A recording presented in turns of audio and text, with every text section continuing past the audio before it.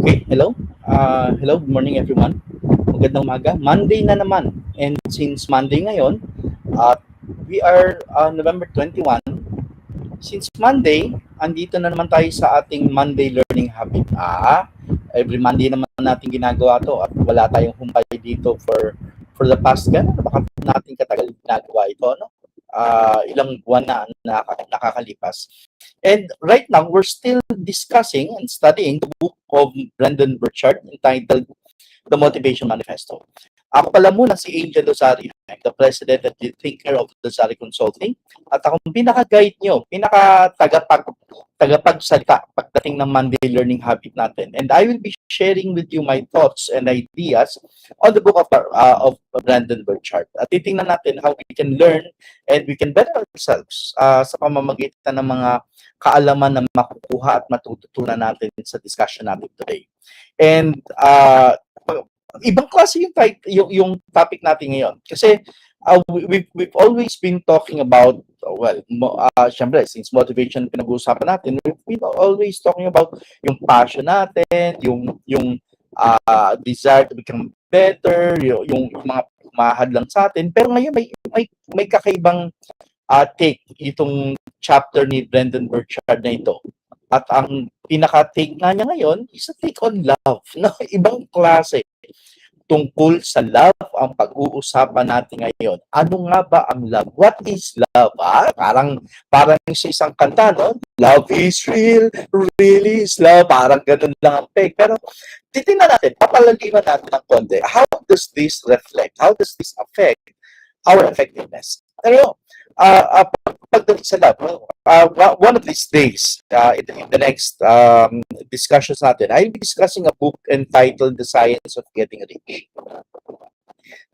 Sa Science of Getting Rich, pinag-uusapan doon, ano ba yung mga, kasi ang sabi dun sa aklat na yon, becoming rich is a science. Meaning, if it is a science, it is something that is replicable, it is something that is that can be learned, that can be understood, that can be analyzed, and if you do it exactly the same way based on what the author is saying, you will have the same result. Parang ganun. Science kasi siya. So in that book, The Science of Getting Rich, may isang take siya tungkol din dun sa love. At although next times pa natin pag-uusapan yon, pero doon nga ang dinidikit niya ang love dun sa being able to make creations about life, to create something new, to create great things in life. Ang importanteng ingredient na sinasabi niya doon ay love. Pero dito kay Brendan Burchard ngayon, ano naman kaya ang take niya tungkol sa love na ito? Ano naman yung i-share niya sa atin tungkol sa love? And tingnan natin, pag-usapan natin ngayon, kasi bagong chapter natin ito ngayon. But then again, before we continue, if you like this, if you've been following this show or show, if you've been following this Monday learning habit of ours, you might want to share. Share nyo naman sa yung live stream natin sa wall niyo. O kung hindi live stream, mapapanood siya ng delayed telecast, kumbaga nasa Facebook naman at nasa YouTube. You might also want to share it with your friends, no? Baka lang kasi kailangan ng friends nyo itong dinidiscuss natin na ito, and it might help them. It might be exactly what they are needing, and this might have an impact in their lives. Okay? So, pagpatuloy natin yung discussion natin. Sabi nga sa discussion natin, last time, tinapos kasi natin yung we shall not break integrity. Tinapos natin yun. We're talking now about the 9 declarations. And natapos natin yung una, which was we shall meet life with full presence and power. Natapos natin yung we shall reclaim our agenda, defeat our demons, advance with abandon, practice joy and gratitude, and we shall not break integrity. Okay. This time ito, first time natin to discuss, first time natin na pag-uusapan itong declaration number 7 natin, which is we shall amplify. Amplify. Ano ibig sabihin ng amplify? Kapag sinabing i-amplify, ipapalakas mo. Kumbaga, para kang may microphone na pinapalakas mo, pinaparinig mo sa mas maraming tao. Ginugusto mo mas maraming makapansin, mas maraming makaalam, ayun ang mas ginugusto mo. So, we shall amplify love. Okay, that's declaration number 7. Okay, ano ngayon itong we shall amplify love na ito? Sinimulan to ni Brendan Burchard sa isang quotation. Sabi dito sa quotation, someday, after mastering the winds, the waves, the tides, and gravity, we shall harness for God the energies of love. And then, for a second time in the history of the world, man will have discovered fire. Sabi yan ni Pierre Teilhard de Chardin. Ayan ang sinabi niya. So, tingnan nga natin. Anong ibig niya sabihin dito na someday after mastering the winds? Because right now those are the things that we're doing. Mastering the winds, the waves, the tides, and gravity. Ito'y iba't ibang forces of nature. We have not completely mastered them, but to a certain extent, we already have a greater understanding of all of these things. No? Yung wind, we can even capture the wind and create power from the wind. The same is true with the waves. Sa pamamagitan ng waves, meron tayong nahaharness na energy at power sa pamamagitan ng waves. And ito ay renewable energy.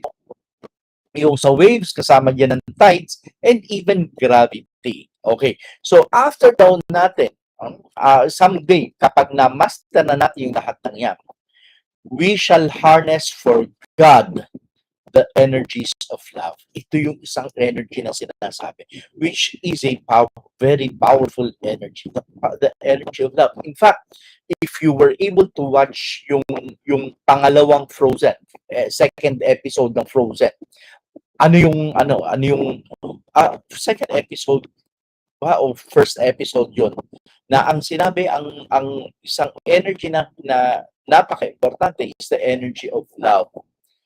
Love conquers all. Yung ano pala yun, Frozen 1 pala yun. Palagi kasi pinapanood yun ng anak ko, kaya halos kabisado ko na. So, di ba, nung na-freeze na sino yung kapatid? Si Elsa, siya yung may power. Si Anna. Frozen si Anna. Dahil na-hit ng ice ni Elsa, yung sa heart. So, unti-unti daw na nagiging frozen si Anna. Si Anna. Nung totally na naging frozen si Anna, niyakap siya ni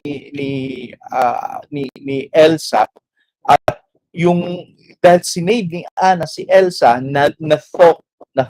natunaw ulit si Anna at nabuhay ulit. At ang sabi nga doon, it is because Anna did something that is very powerful, which is love. Pinakita. And yun nga, yung love, parang love conquers the world. And because of that, natunaw lahat ng mga na-frozen ni Elsa. At yun ang sinasabi dito. We shall harness for God the energies of love. That's how powerful it is. That's how powerful love is. And then, for a second time in the history of the world, man will have discovered fire. Now, sa atin sa ngayon, fire, ano naman yan? Ano naman kung may fire tayo or wala tayong fire, anong kinalaman yan? Importante ba yan? Actually, sa atin sa ngayon, parang walang bilang yung fire. We've always been using fire for the longest time. Kailan lang, kanina lang, nagluto si Janet, anong gamit namin? May apoy kami na gamit. Everyday halos, gumagamit tayo ng apoy. Yung kapag ikaw ay nagpamaneho, ang ginagamit ng sasakyan mo din ay apoy. Yung kasi sa loob ng engine mo, yung combustion chamber, nag-explode yun. May fire na nakikreate ito. Lahat ngayon ay ginagamitan na natin ng fire, and halos lahat, and sa atin ngayon it is just normal, but several centuries ago, when man has not yet conquered fire, we didn't know how important fire was. Imagine mo, yung time na nasa hunting and gathering ang society at hindi pa natin alam kung paano gamitin yung fire. Imagine, kapag may mga paggabi, ang daming mga animal sa paligid, may mga lions diyan, may tiger, may kung ano-ano mga hayop sa paligid and walang fire. Yung fire kasi ang pinaka-protection ng tao. Pag ikaw ay nasa wilderness, yung fire ang pinaka-protection mo sa gabi. Then yung mga hayop ayaw lumusok sa fire. Imagine mo yung time na hindi pa natin na-discover ang fire. Actually, it's not really discovering what fire is. It's discovering to control the fire. Kasi may fire pa rin naman kahit hindi pa na-create ng man yung fire. May fire na rin naman nun. Kapag may kidlat lamang na tumama sa kahoy, may apoy eh. May mga apoy na rin naman. Pero hindi natin kayang i-control yung apoy nung time na yon. We cannot control. We just saw it, we just knew what it was, mainit siya, napapaso tayo and everything. Kaya lang, hindi pa natin na-control ang fire. Kaya nga dito, nung sinabi dito, nung nagsalita si Pierre de Chardin, nung sinabi niya na for second time in history of the world, man will have discovered fire, meaning yung init ng pagmamahal. And kinorelate niya yung importance of love, importance of what love is similar to discovering fire. Grabe ang lakas nung pagkaka-relate niya na yon. And napaka-powerful, sinasabi niya kung ano man yung love na yan. So ano nga ba yung love? Okay. Ano nga ba talaga yan? Okay. Ito ngayon ang sinabi ngayon ni Brandon Burchard. We have two choices. Ano yung two choices natin when it comes to love? Ano yung two choices natin? Ang two choices natin is, una, give and live in love. To be in love. Matuto ka na magbigay ng pagmamahal sa tao. And yung pangalawa, to be in love. Hindi lang magbibigay ka ng love. When you say you are in love, you are also accepting love from other people. Hindi lamang ikaw ang nagbibigay ng pagmamahal, tumatanggap ka rin ng pagmamahal ng ibang tao. Meaning you are open. Bukas ka. So that is one choice. To live in a life kung saan you can give and accept love at the same time. To live in the context of love. That is option number one. But option number two says to hoard, deny, or choke it out.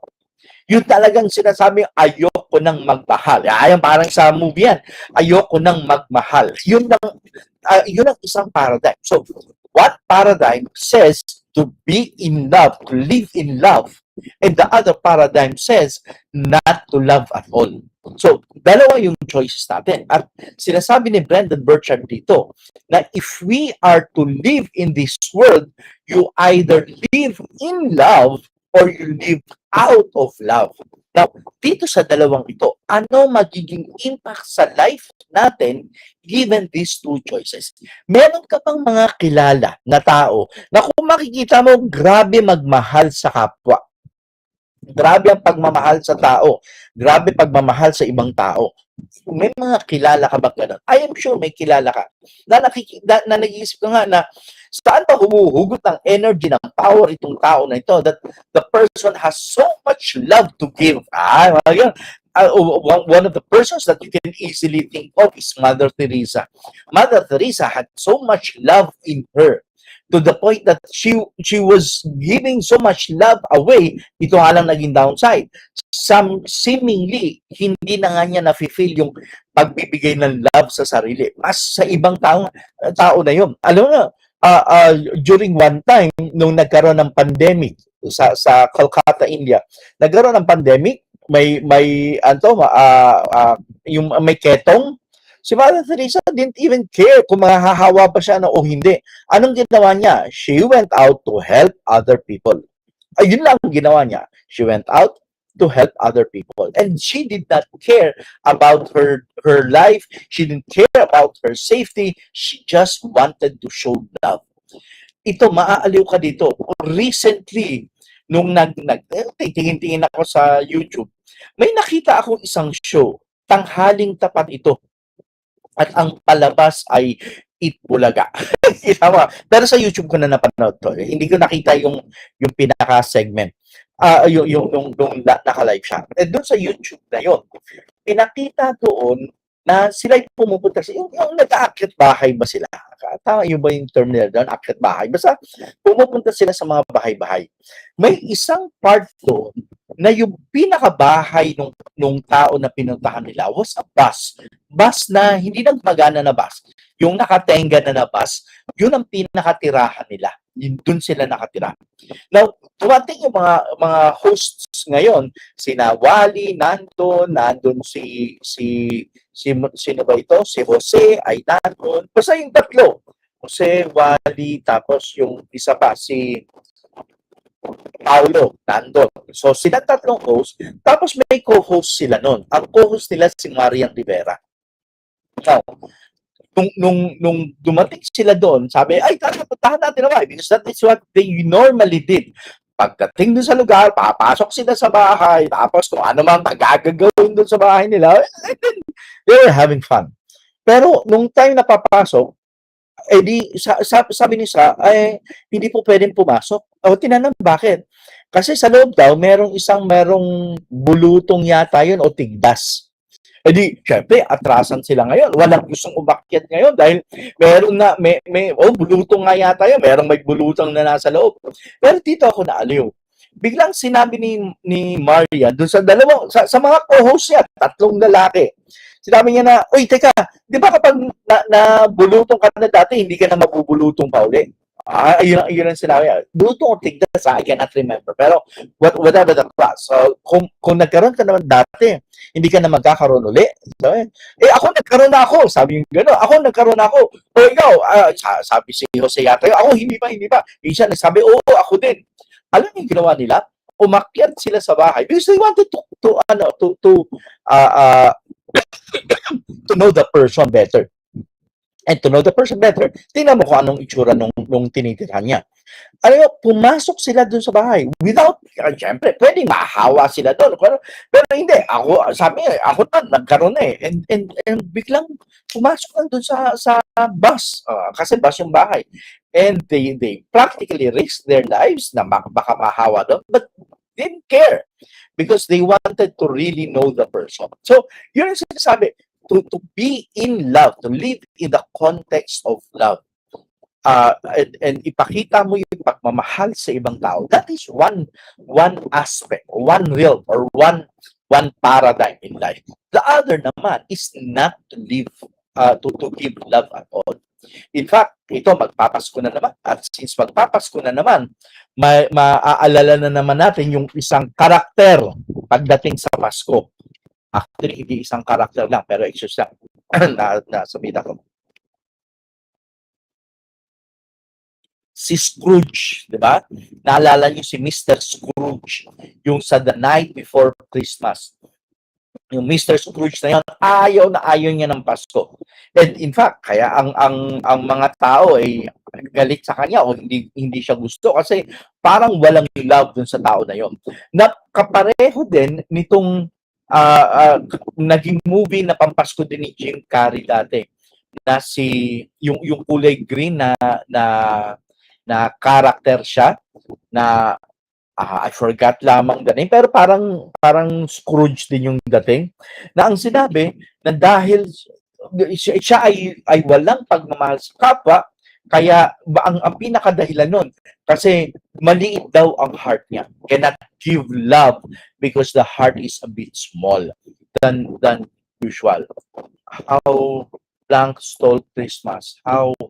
Nakalimutan ko talaga yung pangalan niya. So, yun naman ang isang side ng pagmamahal. At ito yung hindi pagpapakita ng pagmamahal. Yun nga, you hoard love, you deny love, and you choke it out of existence. You choke it out of life.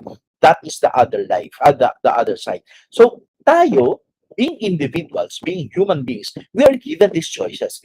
Ano mas gusto mong life? Do you want to live a life where there is so much love around you? Or do you want to live a life where there is no love around you? At talagang chino-choke mo siya. Now, Alam niyo bang dito sa dalawang paradigms na ito, may mga tao talaga na nandyan sa mundo na yan. Mundo ng pagmamahal at mundo ng hindi pagmamahal. Bakit may mga tao na gustong nagmamahal at may mga tao ayaw ng pagmamahal? Mamaya dadaanan natin yun.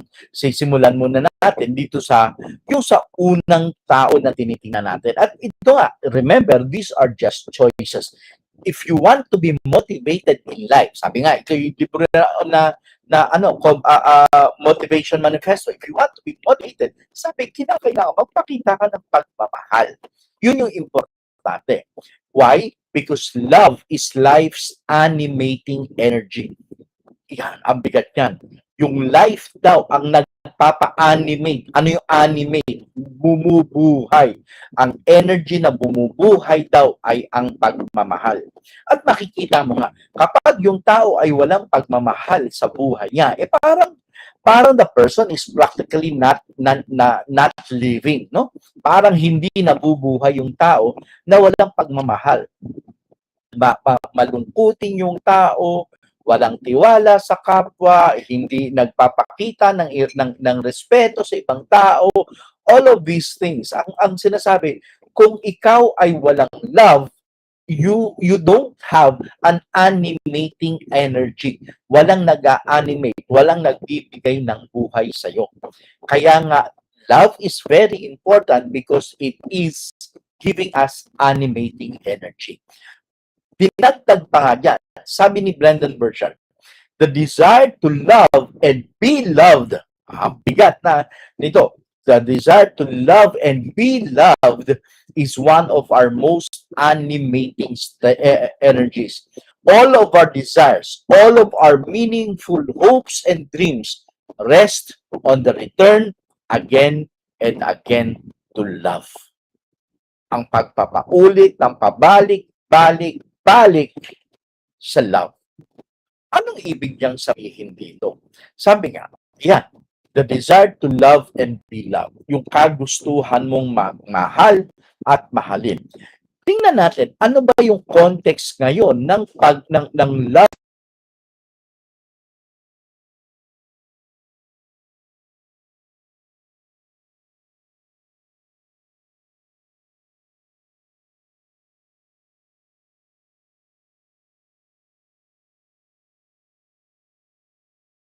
heart? Kapag may nag-post, nagla-like ka, nagbibigay ka ng heart. Yun na yung pagpapakita ng pagmamahal ngayon. And ikaw din, to be loved, for a lot of people, the context of being loved right now is nakakatanggap ng heart from other people. Kapag nag-post, titingnan, uy, marami bang nag-like sa post ko? Uy, marami bang nag-thumbs up sa post ko? Uy, marami bang nag-ha-ha-ha sa post ko? Uy, marami bang nag-heart sa post ko? So, sa ngayon, sa mundo ng sa era ng SOCMED, yun yung pinaka nagiging batayan ngayon. Yung desire mo to love ay pinapakita, yung kagustuhan mong magmahal ay pinapakita sa pamamagitan ng pagla-like mo sa post ng iba. And yung being loved by other people is pinapakita naman ng pagla-like nila sa iyo. And kung makikita mo nga lang, ibang level na ngayon because it is already a cold and callous way of relating to people. Kanina lang napanood namin ni Janet yung She-Hulk dun sa Disney Plus. So dun sa She-Hulk na yon, may app na pinakita doon, Tinder yata yung app na yon. Kung saan sa pamamagitan ng app na nakikita mo kung meron ka bang magiging ka-match. Dating app ang tawag doon. Naghahanap ka ng date sa pamamagitan ng app sa cellphone mo. Ibang-iba na. Ibang-iba dun sa dati na kinakailangan mag-mingle ka talaga sa tao, kinakailangan makapagkilala ka talaga sa tao. Sa ngayon, hindi pa kayo nagkikita. Minsan nga ngayon, hindi pa nagkikita yung tao, sila na eh. MU na kaagad eh, hindi pa nagkikita, nagte-text pa lang. Hindi pa nga FaceTime o nag-messenger na video call. Text lang text lang, nagkakaroon na ng magkakarelasyon, nagte-text-text lang sila. And who's the person you are texting? Hindi mo kilala. Pero yun ngayon, yung sinasabi ni Brendan Burchard dito, the desire to love and be loved is the most animating energies. The reason why we go into that, because we get animated, we get alive, we get parang may booster siya tayo na nakukuha whenever we are in love. Ito nga si Einstein. Alam mo yung story ni Einstein? Nung si Einstein ay nandun sa pinaka-peak ng karir niya, si Einstein ay in love na in love. Yun ang sinasabi ko. He was so much in love that he was able to do great things. At kinorelate yun nung isang author.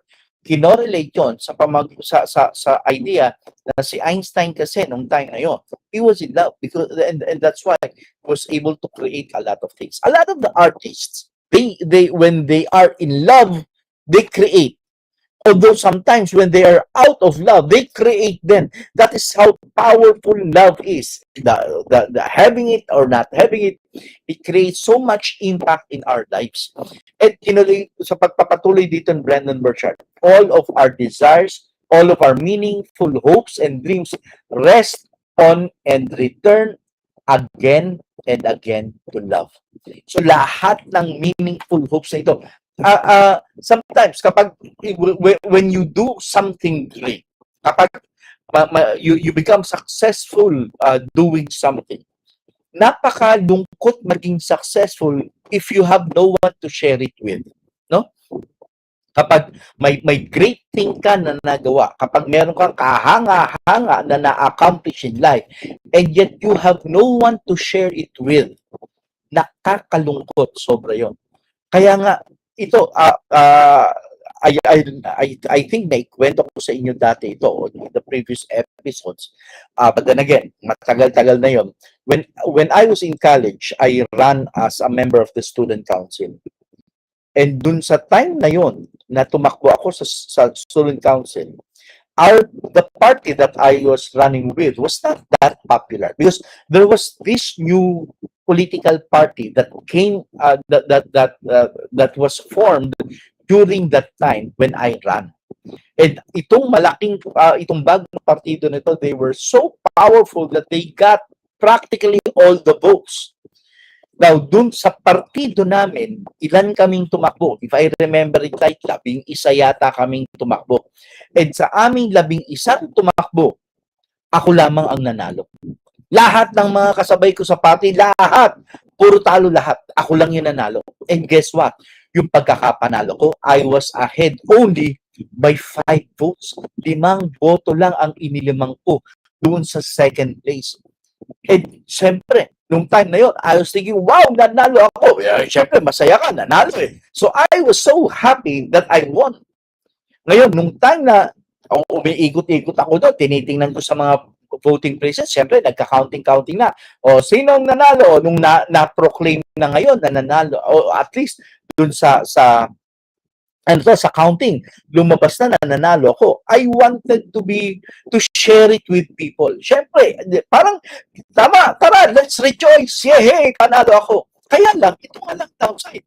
Oo, panalo ako. Kaya lang, every other person in our entire slate, sa buong partido namin, talo lahat. So, nung ma-ensure ko na panalo ko at hinahanap ko yung makikiyehi sa akin, wala ako makita. Wala.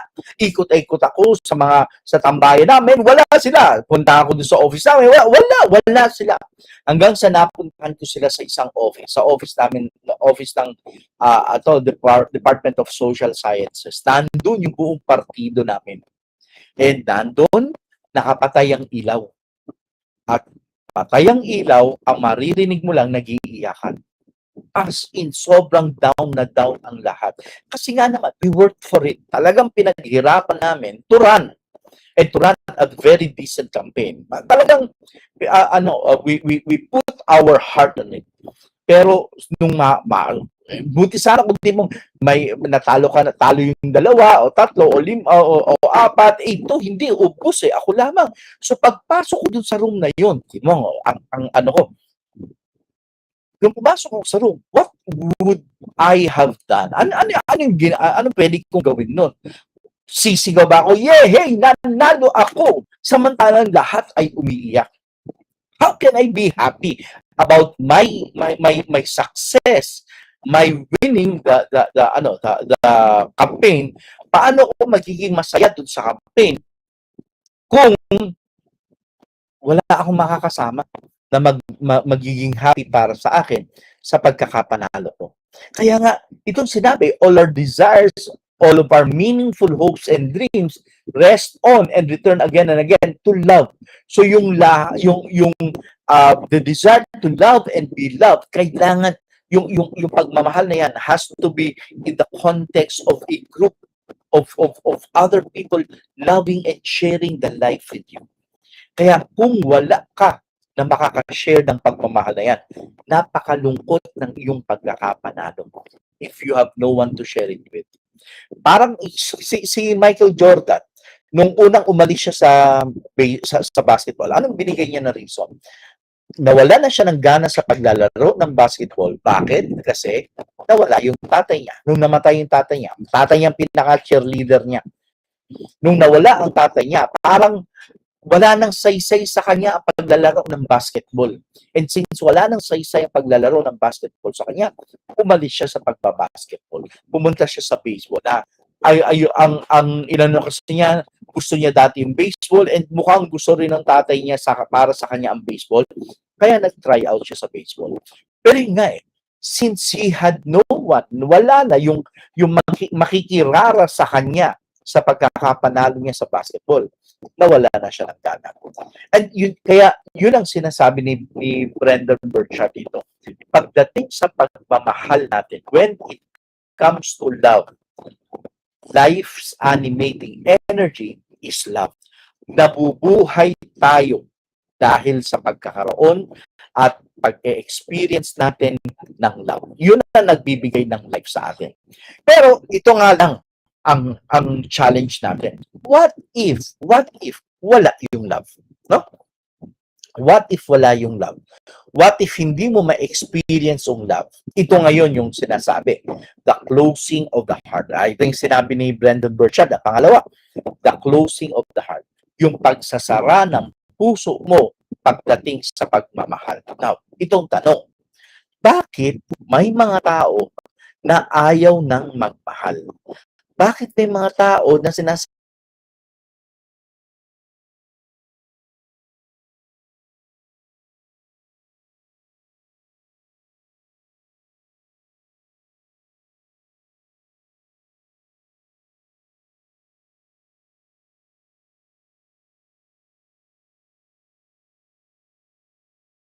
nila ulit makaramdam ng nasaktan sila sa pagmamahal, ayaw na nila ulit magmahal? At so, sabi ni Brendan Burchard, teka, ang love ba, ang hurt ba is associated with love? Pwede bang masaktan ka na hindi tungkol sa love ang pinag-uusapan? Actually, sabi niya, pwede naman. Ang hurt is not about love. Why? Because love is divine. Next week natin pag-uusapan yun. Love is divine. There's divinity in love. And yung being hurt natin is about feelings natin on our experience, but it is not about love that we can hurt. In fact, ito yung tinuloy pa ni Brendan Burchard, kung aalahanin natin, paano ba tayo nag-define ng love kasi? Okay, magbalik tanaw tayo, o para sa ilan sa iyo magtitingin sa future kung hindi mo pa inabot yung mga panahon na ito. Ano yung panahon na binabanggit ko? How do or did we define love? At ito ay tungkol sa iba't ibang stages ng life natin. Nirelate ko lamang sa education kasi mas madali yun. Although, nung una, nire-relate ko siya nung bata pa lang tayo, naging toddler, naging adolescent, tapos naging yung pag-grow na gano'n. Pero, mukhang mas madaling i-correlate ko sa pag-aaral na lang. Nung bata tayo, anong definition natin ng love when we were still kids? How did we define love?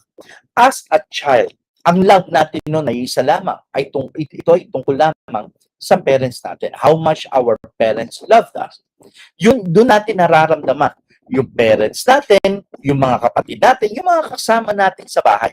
Yung house, yung home natin, ang unang nagbigay sa atin ng definition on what love is.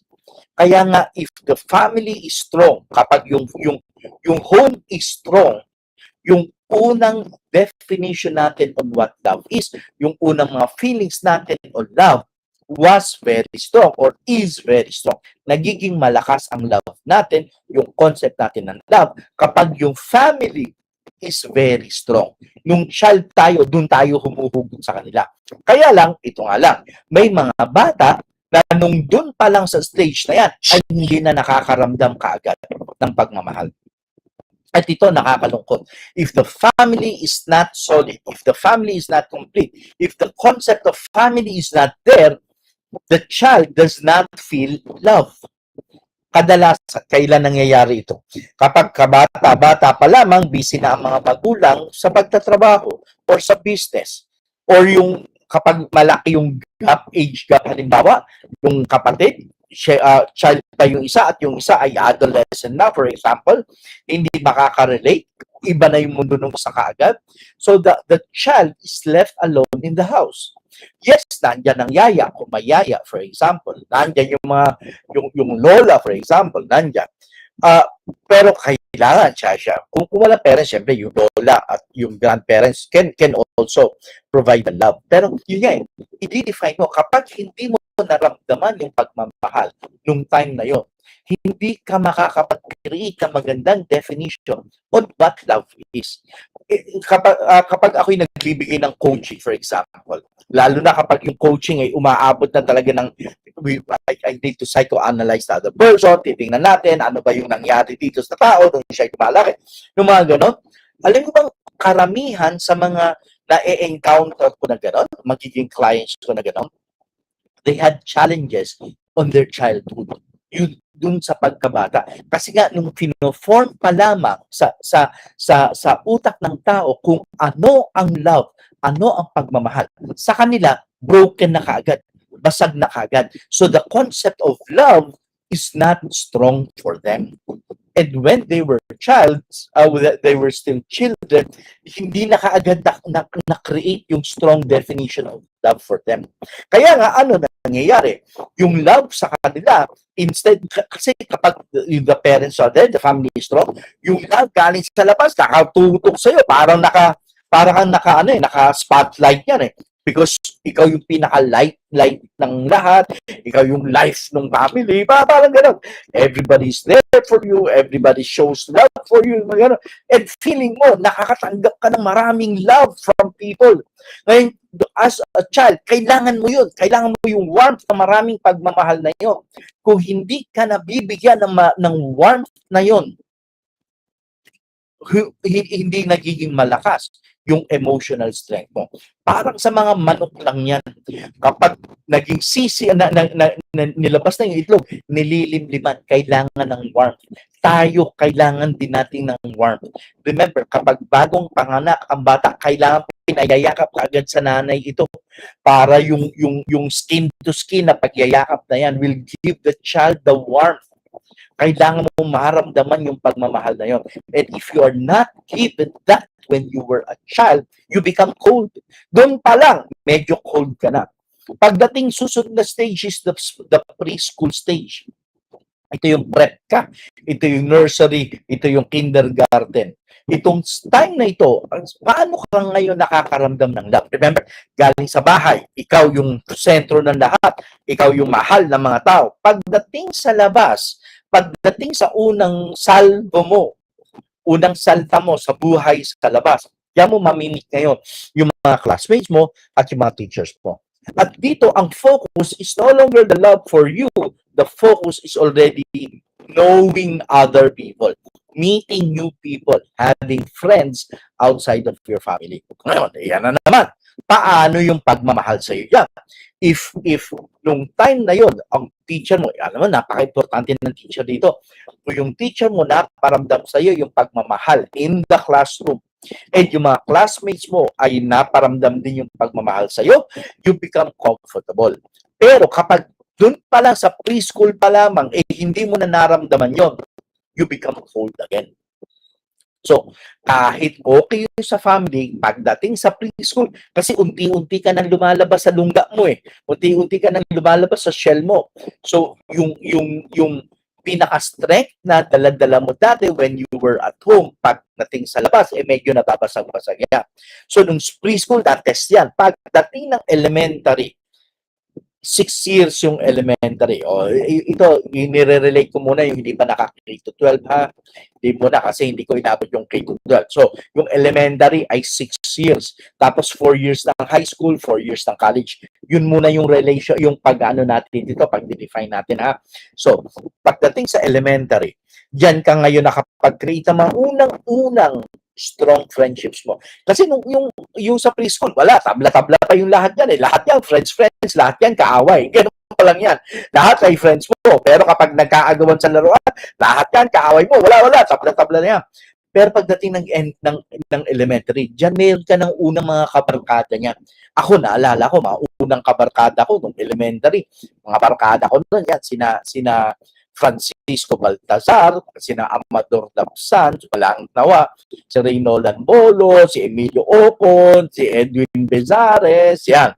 Mga barkada ko yan, elementary, si Noel Divina, sino pa ba? Basta marami ako mga kabarkada ng elementary and you create new friends when you create friends when you are in that stage. Sa ngayon nga, nandiyan pa yung grupo namin eh.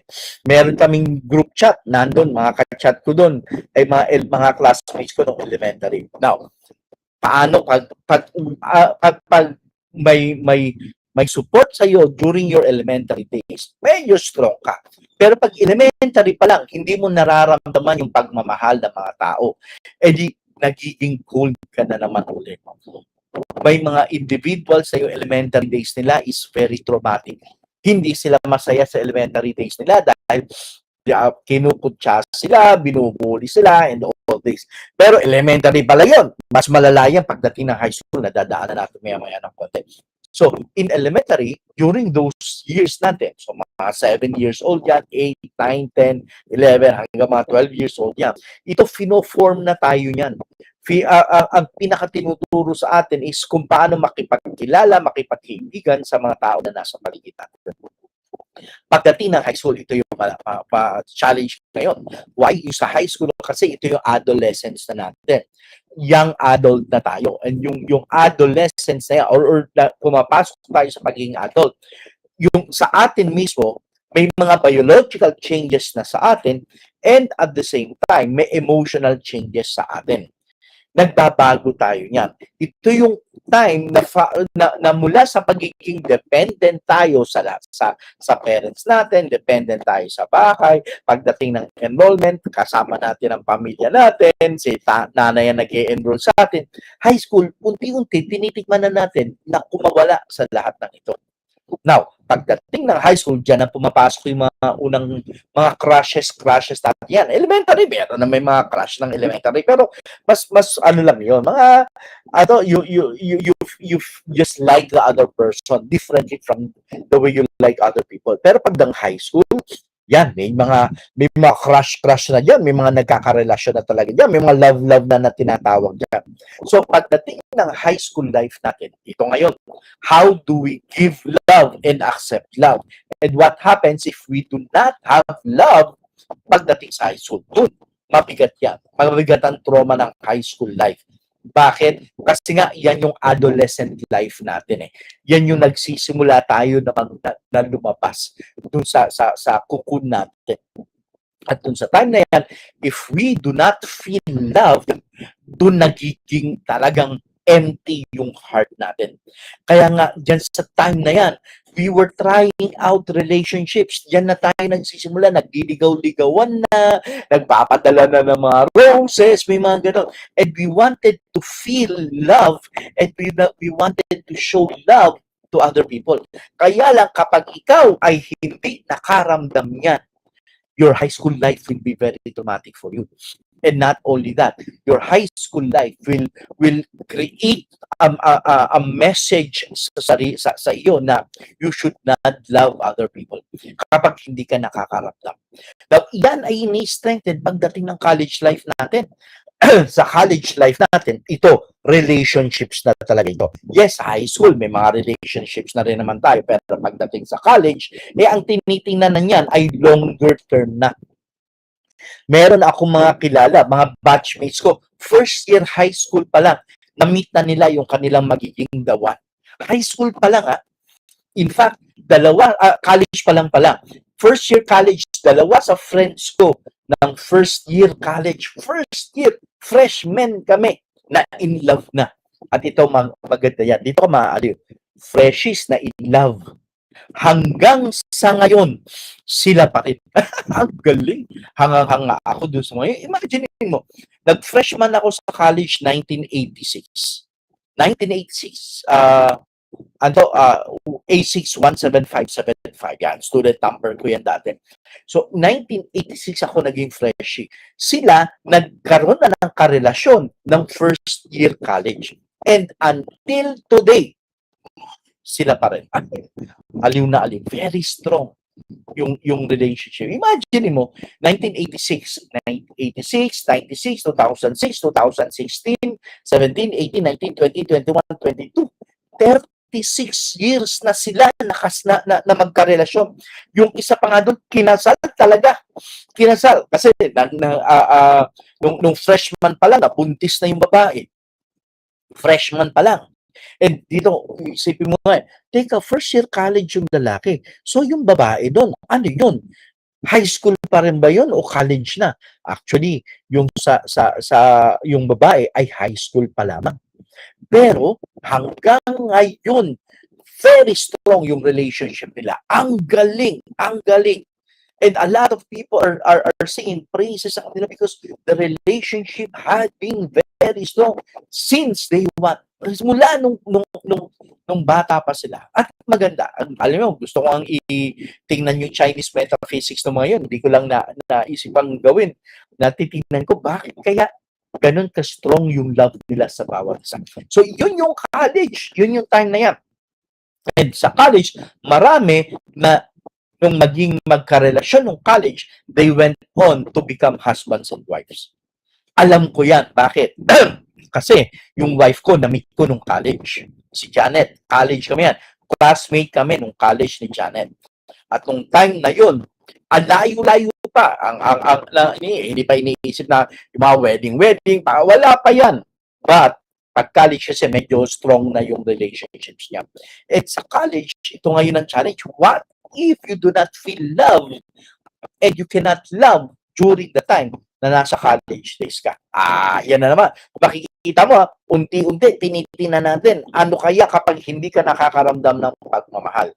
So, yan yung feeling mo ngayon, since wala nagmamahal sa iyo, since hindi ka nakakaramdam ng pagmamahal, ayaw mo na lang na magmahal. Every stage, if you do not feel that you are loved, ang unti-unting na i-inculcate sa utak mo is mukhang hindi yata maganda magmahal. Hindi na lamang ako magmamahal. Nagiging ganun ngayon yung pumapasok sa isip mo. Pasok ang employment. Pagdating sa employment, ayan na naman ang pagmamahal. Diyan marami nagkaka-relasyon at hanggang sa ikasal sa employment. Madami din yan aside from high school. And ito rin, kapag hindi ka na naman nakakaramdam ng pagmamahal dyan, nagiging cold ka, nagkakaroon ka na naman ng conclusion that love is not for you. And all the way up to retirement. Kaya dito, every stage in our life, it is important and critical for us to feel that we are being loved. And to also feel that we can also love other people. It is important for us because this will allow us to open up to love. Bakit? Kasi kung hindi ka makapag-open up to love, what happens? Sabi ni Brandon Burchard, over time, the wall of protection has become so impervious and so forbidding that it has blacked out the one thing the wall was built to protect, which is love.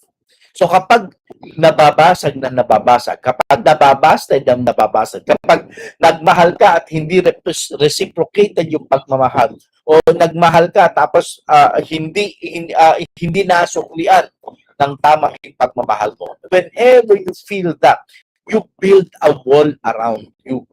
And instead of that wall keeping you in love, that wall now protects you from loving other people. Hindi ka na ngayon makapagpakita ng pagmamahal sa ibang tao because there is already a wall that was built through time, through so many experiences. And because of all of this, hindi ka na ngayon makaramdam ng pagmamahal. Kaya nga, nung sinasabi natin kanina, yung unang part ni Brandon Burchard, love allows us to create. Love allows us to do things. In fact, to a certain extent, love allows us to be stupid at times, and in that stupidity, we create. No? Yung mga akala mo, hindi pwede, nagiging pwede. Kaya nga nakaka-create ka. Yung lahat ng yon, nararamdaman mo when you are in love. And kapag wala, kasi nga may protection ka na binild sa sarili mo, binild sa paligid mo, at hindi ka na makaramdam ng pagmamahal, nawawala na yung love sa'yo. At dun, may tendency na ma-curtail yung pinaka-growth mo. Now, pero, yun nga ang sabi, ang pagmamahal ba is something that we learn? Hindi. There is divinity. There is it allows us to love other people. Again, kapag ikaw ay open pagdating sa pagmamahal, it allows you to do things that you cannot do individually or as an individual. So, titingnan natin, ano ba yung divinity ng love? Yan ang mga pag-uusapan natin next week. Ito yung topic natin. Una, true divinity. Yan ang sinasabi. Ibang klase to, True divinity. The root from suffering. Yung pangalawa, the breakthrough. Yan yung pangatlong pag-uusapan natin. Breakthrough pagdating sa pagmamahal. Then the rising to a higher plane. And finally, a divine intent. Iba klase ito kay Brandon Burchard kasi kinokorrelate talaga niya ang pagmamahal sa divinity. And titingnan natin, is it simply, kasi maraming types ng love. Next week, dadaanan din natin yon. There are different types of love. And next week, I will share with you all the different types of love. Dito, hindi kasi pinakita ni Brandon Burchard yung iba't ibang love. Pero we can show love in so many different ways. Next week ko i-define sa iyo. Okay? So, maraming salamat sa lahat at sa pag-join ulit sa atin. Maraming salamat, Father Tom. Ayan, sabi ni Father Tom, magandang gabi sa Angel at sa lahat ng nakatutok sa ngayon. Ayan. Siyempre, walang kamatayan si Janet. Nandiyan, no choice. Whether you like it or else, ang dating niya. So, nandiyan si Janet. Good evening, learning buddies. Good evening din, Chi. Yan, Secretary Chi. Good evening, everyone. At ang sabi rin nga niya, okay na sa akin yung single. Marami na ngayong budol na lalaki. Tama rin naman. Marami din. Mukhang mas madami na nga yata yung sa ngayon. At yan, ang last final message ni Father Tom. Maraming salamat ulit, Sir Angel. At si Weng ang pagbabalik. Thank you sa learning, Sir Angel. Okay. So maraming salamat for sharing again the monthly learning habit with us. And again, paki-share din ito sa mga friends ninyo para unti-unti parami tayo ng parami. So, next week, ipagpapatuloy natin ito.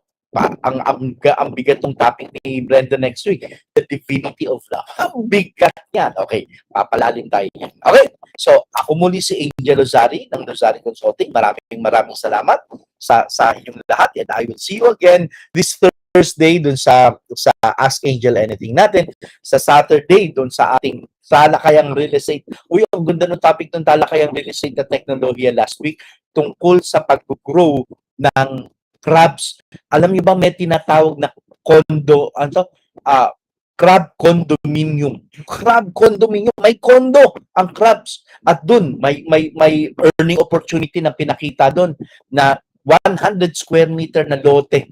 100 square meters, pwede ka na mag-grow ng crabs na kikita ka ng, I think, kung tama pagkakaalala ko, nasa mga 300,000 yata ang kikitain mo. Medyo malaki din. At ang lakas ng demand daw kasi ng crabs. At doon, ang lalaki ng crabs. Ang ganda nung topic namin last Saturday. Okay? So again, maraming salamat. Ako muli si Angel Lozari ng Lozari Consulting. Magandang umaga sa inyo lahat.